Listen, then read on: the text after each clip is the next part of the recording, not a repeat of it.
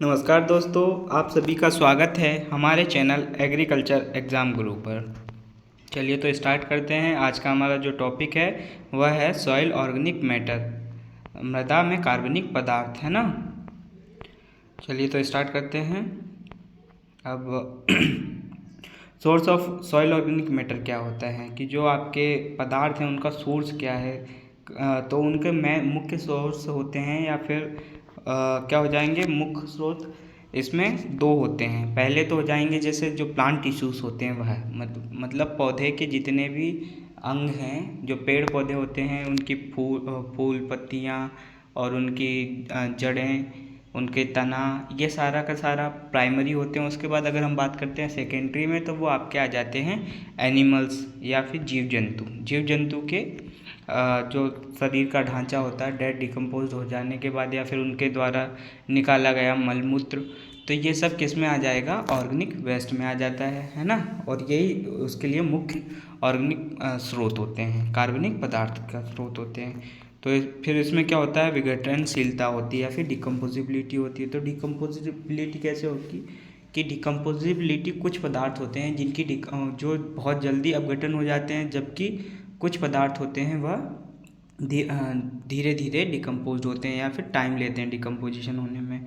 तो उनका कुछ प्रकार इस तरीके से है, जैसे sugar, starch and simple proteins हैं, है ना, ये दिए हुए हैं। या फिर आपका क्रूड प्रोटीन्स देख लें, तो ये प्रोटीन्स क्या होते हैं, बहुत जल्दी डिकम्पोज हो जाते हैं, आसानी से डिकम्पोज हो जाते हैं। उसके बाद जैसे हेमीसेल्यूलोस है, आपका सेल्यूलोस है, फैट्स हैं, वैक्स है और लिग्निन है। तो ये धीरे धीरे क्या होता है, जैसे लिग्निन और फास्ट वैक्स, ये क्या हो जाएगा, ये धीरे डिकम्पोज होंगे क्योंकि ये क्या हो जाते हैं, कॉम्प्लेक्स मटेरियल बन जाते हैं।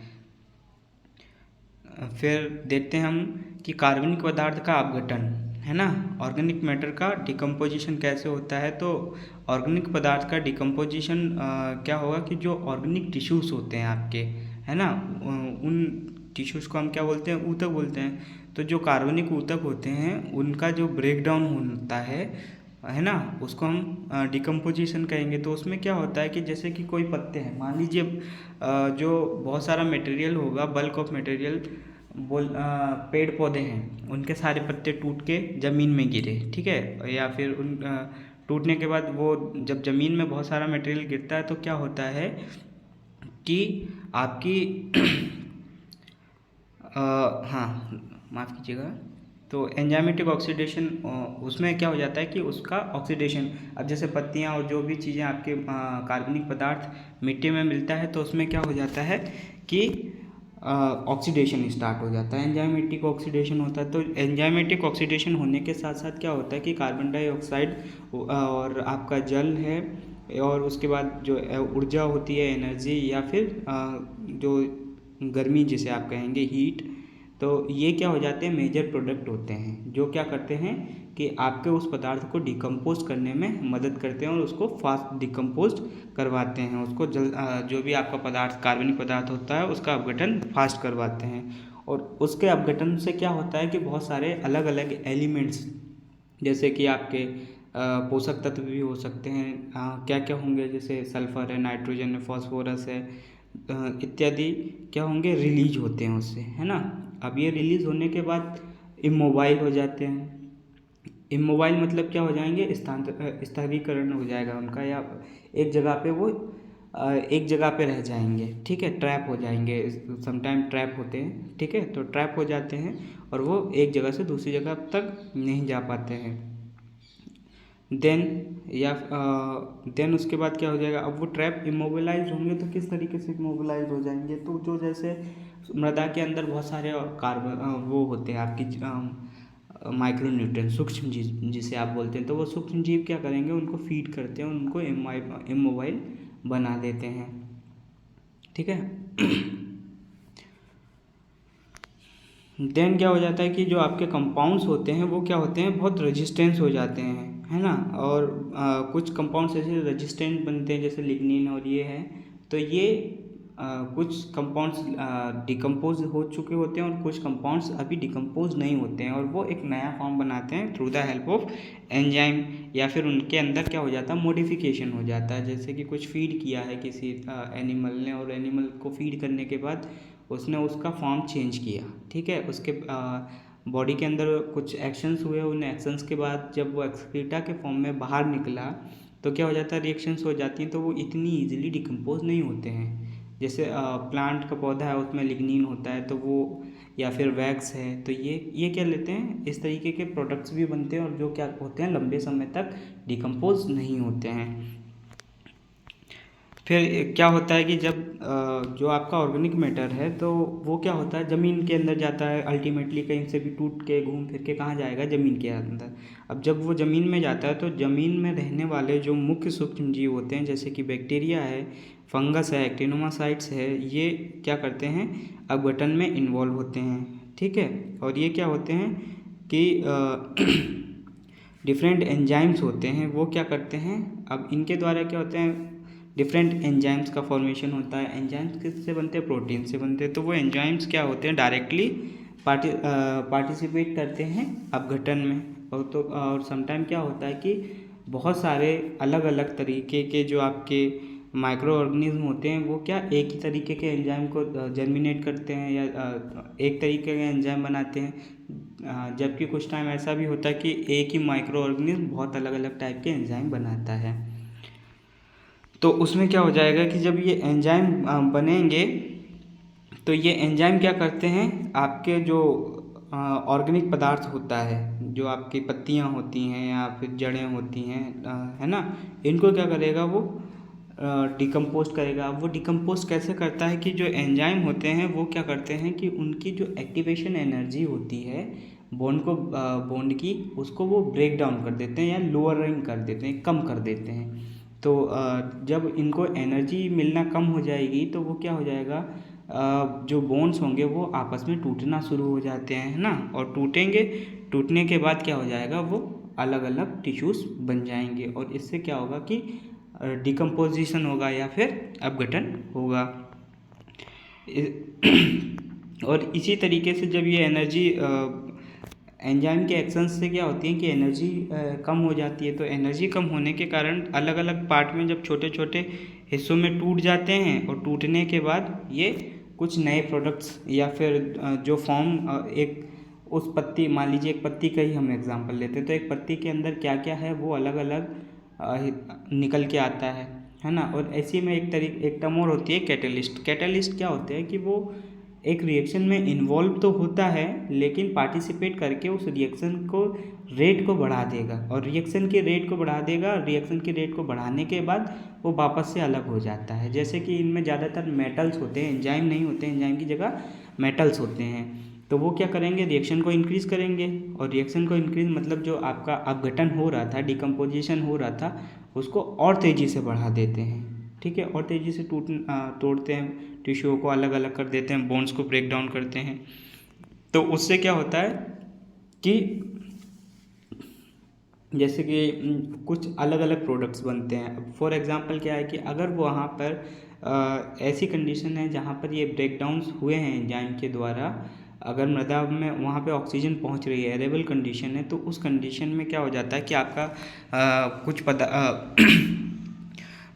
क्या होता है, कुछ प्रोडक्ट्स बनते हैं, जैसे कार्बन डाइऑक्साइड रिलीज होती है जब ये ब्रेक डाउन होता है। कार्बन डाइऑक्साइड है, अमोनिया है, नाइट्रेट है, फॉस्फेट है, सल्फेट है, या फिर वाटर है। इस तरीके के क्या होते हैं कि प्रोडक्ट्स बनते हैं। जबकि अगर वहीं दूसरी तरफ देखा जाए, अगर ये गड़ जाते हैं या दब जाते हैं, एनारोबिक कंडीशन होती, तो उस कंडीशन में क्या हो जाएंगे कि ये मीथेन गैस बनाते हैं, या फिर आपका जो ऑर्गेनिक एसिड्स बनाते हैं, जो है ना, ऑर्गेनिक एसिड का फॉर्मेशन होता है, या प्रोटीन बनाते हैं। प्रोपियोनिक एसिड है, एग्जांपल के लिए लैक्टिक एसिड होता है, प्रोपियोनिक एसिड होता है, ब्यूटेरिक एसिड होता है, एटसेट्रा होता है ना। और कुछ हार्मफुल गैसेस का भी फॉर्मेशन होता है, जैसे कि हाइड्रोजन सल्फाइड, एथिलीन, है ना। तो ये ह्यूमस के फॉर्म में, या ह्यूमस बोलेंगे आप, तो ह्यूमस के फॉर्म में बचते हैं नॉन प्रोडक्ट में। जबकि हाँ, कुछ पोषक तत्व होते हैं इसके अंदर, जैसे कैल्शियम होता है, मैग्नीशियम होता है, आयरन होता है, मैग्नीज होता है, जिंक होता है, कॉपर होता है इत्यादि। तो ये सारे प्रोसेस हो जाएंगे। तो मतलब क्या हुआ कि एक सीधा सा मैं आपको बता दूं कि एक पत्ती जैसे कि वो अपने पेड़ से टूटी और ज़मीन के अंदर गई, तो उस पर क्या करते हैं, माइक्रोब्स अटैक करते हैं। और माइक्रोब्स जब अटैक करते हैं तो वो क्या करते हैं, एंजाइम्स को प्रोड्यूस करते हैं, एंजाइम छोड़ते हैं। ठीक है, जब एंजाइम्स जो बनते हैं वो क्या करते हैं, पत्ती की एक्टिवेशन एनर्जी को कम कर देते हैं। ठीक, अब वो एक्टिवेशन एनर्जी को जब कम कर देंगे तो पत्ती के बीच में जो बॉन्ड्स बने होते हैं जिससे वो पत्ती बनी होती है वो बॉन्ड टूटते हैं। अब जब वो बॉन्ड टूटते हैं तो उसके अंदर जो जो एलिमेंट होते हैं वो अलग अलग हो जाते हैं। कुल मिला के ये पूरी प्रोसेस होती है। और इसी प्रोसेस में कुछ न्यूट्रिएंट्स होते हैं, कुछ पोषक तत्व होते हैं जो उस पत्ती के अंदर हैं या फिर उस ऑर्गेनिक पदार्थ के अंदर हैं, तो वो क्या हो जाते हैं कि इमोबाइल हो जाते हैं। मतलब वह ज़मीन में आ जाते हैं, ज़मीन में आ जाने के बाद वो ट्रैवल नहीं करते हैं एक जगह से दूसरी जगह, ठीक है, मूवमेंट नहीं कर पाते हैं, और या फिर अपना फॉर्म चेंज कर लेते हैं। तो बहुत सारी प्रोसेसेस होती हैं, तो वो कुल मिला के मिट्टी में मिल जाती हैं। और कुछ एनारोबिक कंडीशंस होती हैं जहाँ पे ऑक्सीजन नहीं होती है, तो वहाँ पे क्या हो जाता है कि कुछ गैसेस का फॉर्म होता है और वो उस ज़मीन के अंदर ह्यूमस के फॉर्म में रह जाते हैं, है ना। देन फिर आती है इसी में एक प्रोसेस होती है मिनरलाइजेशन। अब मिनरलाइजेशन क्या होती है, मिनरलाइजेशन होता है कि जो ऑर्गेनिक मैटर होता है, जो ऑर्गेनिक को इनऑर्गेनिक फॉर्म में जब बदला जाता है, उस प्रोसेस को हम क्या बोलते हैं, मिनरलाइजेशन या खनिजीकरण बोलते हैं। ये किसकी हेल्प से होता है, ये माइक्रोबियल की हेल्प से होता है। माइक्रोब्स जो होते हैं आपके, उनके द्वारा होता है। इसका एक बेस्ट एग्जांपल होता है नाइट्रोजन, जो नाइट्रोजन का वो मिनरलाइजेशन। तो नाइट्रोजन का मिनरलाइजेशन क्या होता है कि जैसे कि आपका पौधा है, उसमें प्रोटीन्स हैं, ठीक है, बहुत सारे फॉर्म होते हैं, ठीक है। तो वो पहला ब्रेक डाउन होता है, ब्रेक डाउन होने के बाद मिनरलाइजेशन होगा। तो मतलब क्या बनेगा कि पहले तो ब्रेक डाउन होगा, ब्रेक डाउन होने के बाद क्या बनते हैं, एमाइंस बनते हैं, ठीक है। अब जब एमाइंस बनेंगे, एमाइंस से अमीनो एसिड्स बनेंगे, ठीक, अमीनो एसिड्स। तो जो अमीनो एसिड्स बनते हैं उनको, जो एमाइंस बनते हैं उनको एमिनिफिकेशन कहा जाता है उस प्रक्रिया को। जब प्रोटीन से सीधा एमाइंस, प्रोटीन लिपिड्स, इनसे जब एमाइन बनेंगे तो एमिनिफिकेशन कहते हैं। दूसरी जो आपकी होती है, एमाइन से अमोनिया बनता है तो उसको हम अमोनिफिकेशन कहते हैं, है ना। देन फिर क्या हो जाता है कि अमाइन से जो नाइट्रोजन बनता है तो उसे हम नाइट्रिफिकेशन कहते हैं, ठीक है। ये पूरी प्रोसेस होती है और इसमें बहुत सारे माइक्रो ऑर्गेनिज्म इन्वॉल्व होते हैं एज ए कैटलिस्ट के फॉर्म में या एंजाइम के रूप में। देन एक प्रोसेस होती है आपकी इमोबिलाइजेशन। अब इमोबिलाइजेशन क्या हो जाएगी, जो कन्वर्जन ऑफ एलिमेंट्स होते हैं आपके, मतलब जो इनऑर्गेनिक फॉर्म होता है वो जब ऑर्गेनिक में बदल जाता है और या टिश्यूज़ के फॉर्म में बनता है तो उसे हम इमोबिलाइजेशन कहते हैं। ये जस्ट आपके जो मिनरलाइजेशन होता है उसके अपोजिट प्रतिक्रिया होती है, ठीक है। और ये क्या होती है, समटाइम हार्मफुल भी होती है। देन फिर आपकी बात आएगी, इसे हिंदी में स्थिरीकरण भी कहा जाता है। देन आती है आपकी बात सॉइल ह्यूमस की। तो सॉइल ह्यूमस क्या होता है भाई, ह्यूमस अगर देखा जाए तो ह्यूमस एक, ये कह सकते हैं भूरे या गहरे भूरे रंग का आकार, भूरे रंग का एक मटेरियल होता है, पदार्थ होता है। वो कैसे, उसमें क्या होता है कि ये और जो डेड रेजिस्टेंट ऑर्गेनिक कार्बन इसे कहा जाएगा। मतलब क्या होता है कि वो सबसे छोटी इकाई होती है जो इकाई आसानी से ब्रेक डाउन नहीं होती है, रेजिस्टेंस होती है, ठीक है। मतलब उसके अंदर जब बहुत सारी क्रियाएं होंगी या माइक्रोबियल अटैक होगा या एंजाइमेटिक रिएक्शंस होंगी, उसके बाद भी वो अपने फॉर्म को चेंज नहीं कर पाएगा, क्योंकि वो टूटने के सबसे अपघटन होने के बाद, जो आपका अपघटन डिकम्पोजिशन होता है, उसके बाद जो लास्ट का मटेरियल बचता है हम उसे ह्यूमस कहते हैं, है ना। और ये कैसा होता है, एमोर्फस होता है। तो एमोर्फस होने के कारण इसमें मतलब इसका कोई ढंग प्रॉपर एक आकार नहीं होता है कि आप बोल दें कि ये इस आकार का है ना। और इसमें जो फिजिकल और केमिकल प्रॉपर्टीज़ होती हैं वो भी क्या हो जाती हैं, मिक्स हो जाती है। प्रॉपर आप ये नहीं, किसी भी जैसे जो भी मटेरियल वो किससे बना था तो उसकी जो फिजिकल प्रॉपर्टी, अब जैसे कोई सा भी प्रोडक्ट बनता है तो वो किससे बना है उसकी प्रॉपर्टीज़ उस पर दिखती हैं, लेकिन यहाँ पर क्या हो जाती है, प्रॉपर्टीज़ भी जो होती हैं आपकी वो सब मिक्स हो जाती हैं। देन अगर बात करते हैं हम synthesis of synthesis of humus की, तो ह्यूमस का सिंथेसिस कैसे होता है। तो देखिए, अगर बात करें ह्यूमस की, तो ह्यूमस एक बायोकेमिकल प्रोसेस होती है। बायोकेमिकल क्यों होती है तो आप सभी समझ ही गए होंगे। मैं जितनी आपको बता रहा हूँ कि क्या होता है, जब आपके जो रिएक्शंस होती हैं तो उसमें कौन पार्टिसिपेट करते हैं, एंजाइम या फिर माइक्रो ऑर्गेनिज्म। अगर जहाँ जिस रिएक्शन में माइक्रो ऑर्गेनिज्म पार्टिसिपेट करेंगे तो वो बायोलॉजिकल हो जाएगी। इसीलिए और इसके अंदर क्या होता है, फॉर्मेशन ऑफ केमिकल्स का भी होता है, तो इसलिए इसको बायोकेमिकल प्रोसेस हम कहते हैं। और कुछ होता है, और फिर दूसरा क्या हो जाता है कि उन्हीं जो आपके प्रोडक्ट्स हैं उनका यूज़ करके एंजाइम्स माइक्रो ऑर्गेनिज्म क्या करते हैं, कुछ अलग प्रोडक्ट्स बनाते हैं, तो उसे ह्यूमस कहते हैं, है ना। जो कुछ और प्रोडक्ट बनता है तो वो ह्यूमस की कैटेगरी में आ जाता है, तो उसे हम संश्लेषण या फिर सिंथेसाइज्ड बोल देंगे, सिंथेसाइज्ड ह्यूमस हो जाएगा, ठीक है। तो ये दो प्रकार का होता है biochemical reaction of humus formation की। अगर बात करें तो पहला होता है डिकम्पोजिशन के कारण, दूसरा होता है आपका सिंथेसिस के कारण। मतलब पहला डिकम्पोजिशन के जो सीधा सड़ना गलना उसके द्वारा, दूसरा हो जाएगा जो इमोबिलाइजेशन वाली प्रोसेस होती है, जहाँ पर क्या हो जाते हैं कि जो इनऑर्गेनिक कंपाउंड्स ऑर्गेनिक फॉर्म में जब बदल जाते हैं और फिर वो अपनी जगह वो आसानी से ब्रेक डाउन नहीं होते हैं, रेजिस्टेंस होते हैं, उनको हम क्या बोलते हैं, सिंथेसिस बोलते हैं। ठीक है, आपको अच्छे से समझ में आया होगा आई थिंक। तो क्या हो जाता है कि जो एक जैसे मैंने आपको बताया कि ये बायोसिंथेसिस प्रोसेस होती है, ठीक है, बायोकेमिकल सिंथेसिस प्रोसेस है, तो ये आसानी से ब्रेक डाउन नहीं होंगे, है ना। और ब्रेक डाउन नहीं होंगे तो बनेंगे कैसे, किस तरीके से, अगर आपको बोल दिया जाए कि किस तरीके से इसका फॉर्मेशन हो जाए, सिंथेसिस होगी, ह्यूमस का सिंथेसिस होगा। तो ह्यूमस के सिंथेसिस में क्या होगा कि जो ऑर्गेनिक मैटर है, जो उसमें एंजाइमेटिक रिएक्शन या बायोकेमिकल रिएक्शंस हुई थी, उसके बाद में क्या हो जाता है कि जो प्रोडक्ट्स बनते हैं, टूट के प्रोडक्ट्स बन जाते हैं। अब उसको क्या करता है, उसके ऊपर माइक्रो ऑर्गेनिज्म अटैक करते हैं। जब माइक्रो ऑर्गेनिज्म उसके ऊपर अटैक करते हैं तो वो क्या करते हैं, उसको फीड कर लेते हैं। जब फीड करते हैं तो फीड करने के बाद फीड जब उन्होंने खाया और खाने के बाद वो क्या करेंगे, दूसरे प्रोडक्ट्स का फॉर्म करेंगे, ठीक है, जो कि क्या हो जाएंगे, इमोबाइल्स हो जाते हैं, है ना। अब वो जो प्रोडक्ट्स बना है उसके डाइजेस्ट होने के बाद तो उसके अंदर जो प्रोडक्ट जो उसने फीड किया था उसके साथ में कुछ रिएक्शंस हुई हैं, है ना। और वो रिएक्शंस क्या होती हैं, उसका जो मतलब जो ओरिजिनल फॉर्म होता है वो फॉर्म ही बदल देंगी, ठीक, वो फॉर्म बदल देंगी।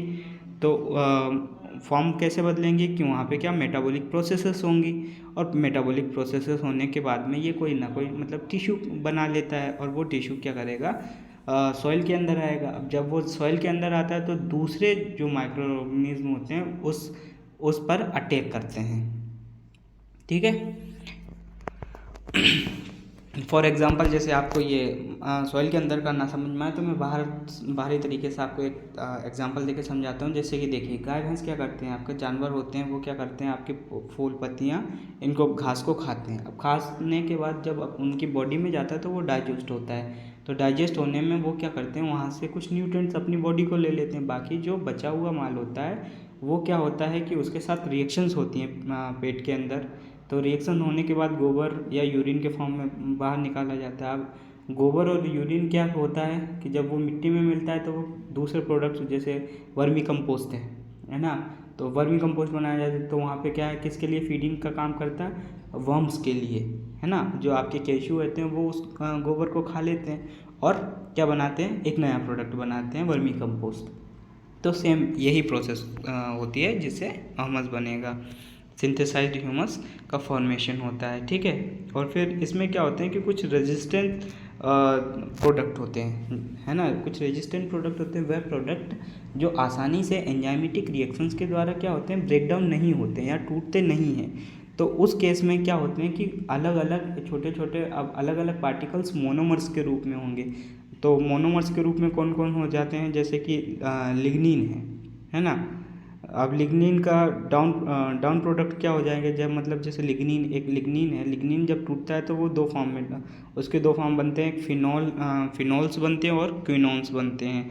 तो जो फिनोल्स और क्विनोन्स होते हैं ये सिंगल पार्टिकल्स में, ये इनको हम क्या बोलेंगे, मोनोमर्स बोलते हैं। तो फिर जब एंजाइमेटिक रिएक्शंस होती हैं तो उसके बाद ये क्या करते हैं, पॉलीमराइजेशन करते हैं। पॉलीमराइजेशन मतलब एक एक मोनोमर बहुत सारी इकट्ठे जब हो जाएंगे तो वो पॉली हो जाएंगे, तो पॉलीमराइजेशन प्रोसेस होती है यहाँ पे। देन फिर जब ये पॉलीमराइजेशन हो जाते हैं तो इनके बीच में लिंकेज होता है, और जब ये लिंकेज हो जाता है तो इसको हम क्या बोलेंगे, सिंथेटिक ह्यूमस, सिंथेसाइज ह्यूमस बोल सकते हैं आप इसको, है ना, जिसके अंदर क्या एमिनो एसिड्स भी होते हैं या एमिनो कंपाउंड्स आप बोल सकते हैं, वो भी इसके अंदर सिग्निफिकेंट अमाउंट में मिलेंगे आपको। देन आता है फ्रैक्शंस ऑफ ह्यूमस और सॉइल ऑर्गेनिक मैटर, ठीक है। तो कार्बनिक पदार्थ का विखंडन कैसे होता है, तो देखिए सीधी सी बात है कि जो सॉइल ह्यूमस है वो कॉम्प्लेक्स एरा होते हैं, मतलब जो सॉइल ह्यूमस होता है कॉम्प्लेक्स होता है। कॉम्प्लेक्स क्यों होता है कि वो सबसे स्मॉलेस्ट बॉडी होती है, जिसके बाद में उसका ब्रेकडाउन होना, जो कार्बनिक पदार्थ का सबसे छोटा इकाई जो अगर होगी तो वो ह्यूमस होगी। ह्यूमस के बाद उसको आप नहीं तोड़ सकते, है ना, या फिर कोई भी माइक्रो ऑर्गेनिज्म भी उस पर अटैक करेगा तो वो भी उसको ब्रेक डाउन नहीं कर सकता है। तो ये क्या होते हैं कि जो 60 से 70% आपका ऑर्गेनिक कार्बन होता है उसमें ये यही ह्यूमस और जो आपके मैटर हैं, रेजिड्यू होता है, एनिमल का रेजिड्यू या फिर पौधों का रेजिड्यू, ठीक है, मलबा जैसे आप बोलते हैं, वो होता है, और वही क्या करता है, ऑर्गेनिक कार्बन का रोल प्ले करता है आपकी। तो उसका कुछ अगर देखा जाए क्लासिफिकेशन, तो वो क्लासिफिकेशन सॉइल ऑर्गेनिक मैटर का कुछ इस प्रकार है। अगर सॉइल ऑर्गेनिक मैटर जैसे है आपके सॉइल में ऑर्गेनिक मैटर मिला तो वो क्या बन जाएगा, सॉइल ऑर्गेनिक मैटर।